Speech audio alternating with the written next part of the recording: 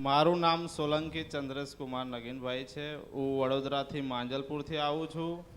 અમે ઘણા સમયથી માતાજીના દર્શન કરવા અહીંયા આવતા હતા અને મનમાં સંકલ્પ રાખ્યો હતો કે અમારે માતાજી દીકરો આલે કે દીકરી આપે, અમે માતાજી પાસે નામકરણ કરવા માટે આવીશું. તો આજે અમારા ઘરે દીકરાનો જન્મ થયો છે, તો અમે અમારું દીકરાનું નામકરણ કરવા આવ્યા છે. તો માળી માટે મનથી બધું લાયા છે. તો માળી તમે રાજી રહેજો, અમે તમારા અને તમે અમારા છો માં. ભલે આશીર્વાદ. અભિષેક નામ પાડજો. અભિષેક. વાહ માળી વાહ. રામ રામ માળી. અભિષેક. હા હા માળી.